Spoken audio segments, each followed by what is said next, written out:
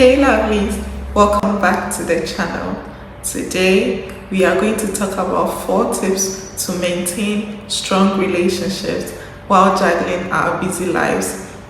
I believe that whether we are parents or we are people or couples with busy schedules, there are little things we can do that will enhance our relationship, that will help us grow together and be present for one another. First of all, we should have it at the back of our minds that relationships are sustained in the very small everyday choices we make to be present for each other and to always make sure we are close to each other, hence building a strong relationship.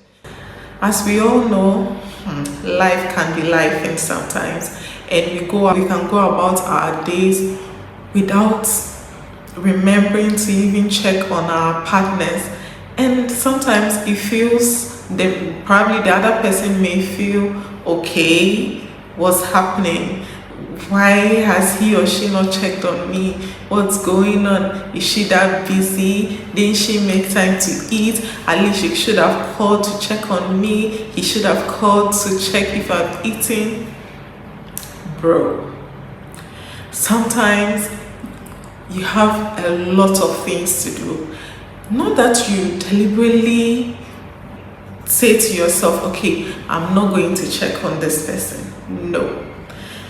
You have it at the back of your mind to do so. But here lies the case, you have a lot of things going on for you. Sometimes you feel that, oh, the other person will understand that I am very busy and I have lots of things to do. So fine. We both understand each other.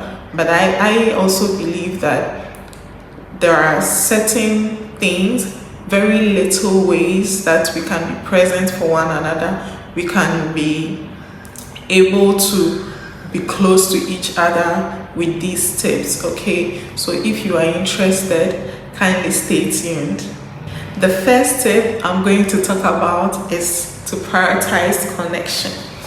Prioritizing connection here is a whole lot, but I'm going to talk about you being intentional to stay together, you being intentional to build a strong bond with each other.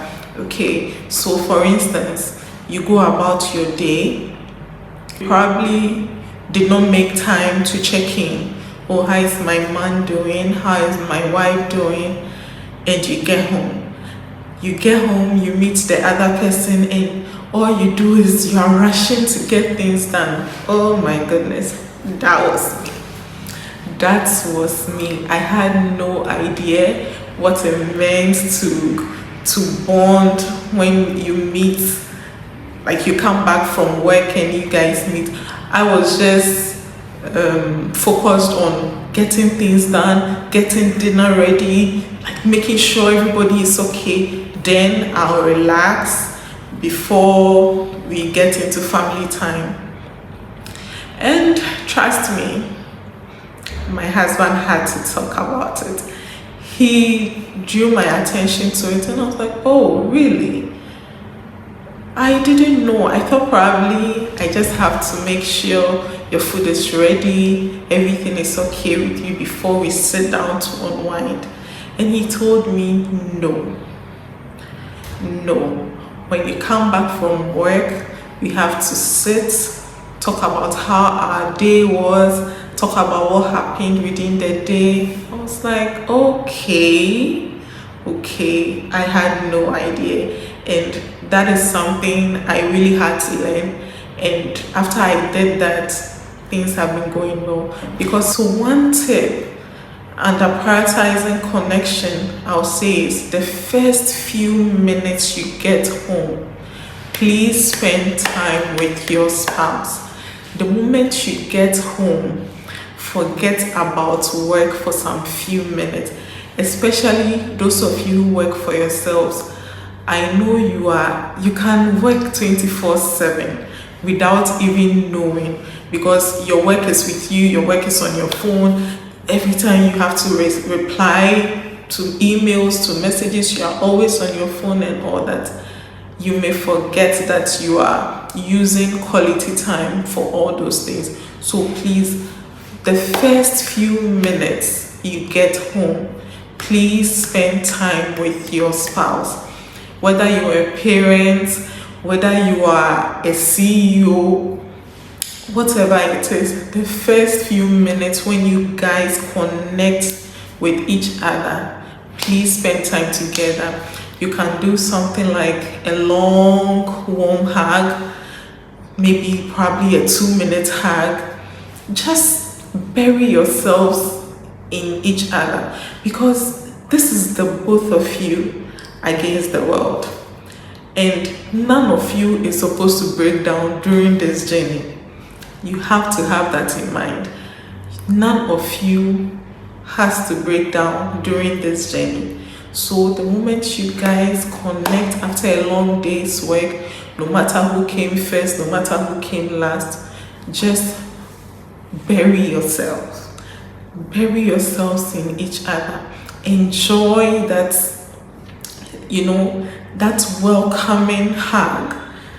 Just to know that all other things are off, all other things doesn't matter.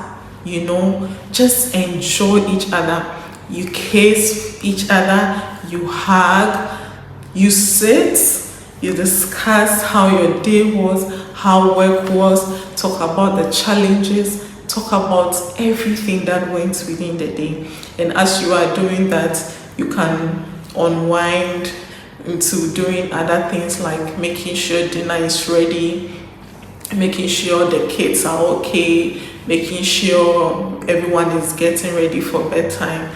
But you do that in a slow pace, right? So you prioritizing connection is very, very, very important. The next tip I'm going to talk about is prioritizing to keep your relationship strong. Keeping a relationship strong is a very broad context, I would say, but there are very little ways, very small ways that we can, very small things that we can incorporate in our daily lives that will help to build a strong relationship.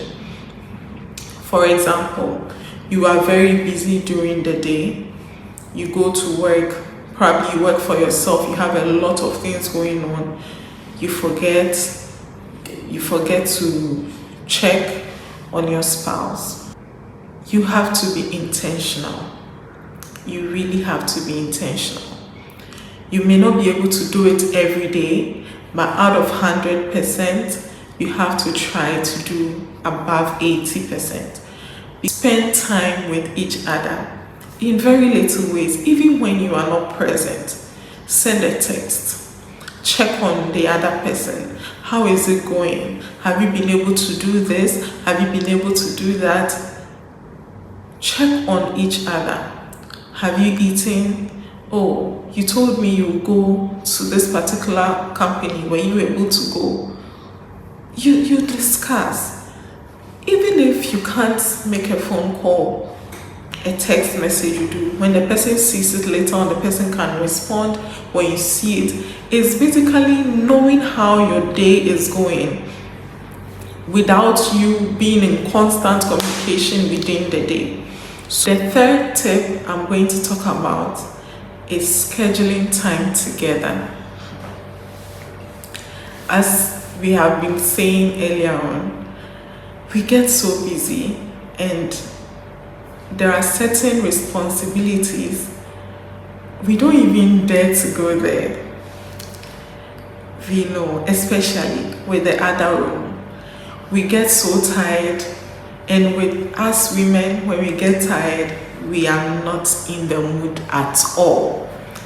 We are not in the mood, and even I just don't understand, when men are tired, that is when they get so much in the mood.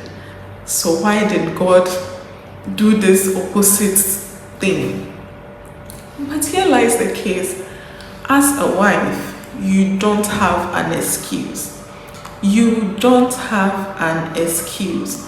you have to prioritize scheduling time together. If you have to draw a timetable to keep you on your toes, to be able to perform your wifely duties, you have to schedule a timetable, because this is also a very important aspect in marriage. The other room is a very important aspect, and you don't have to joke about it. When the other person wants it, you provide.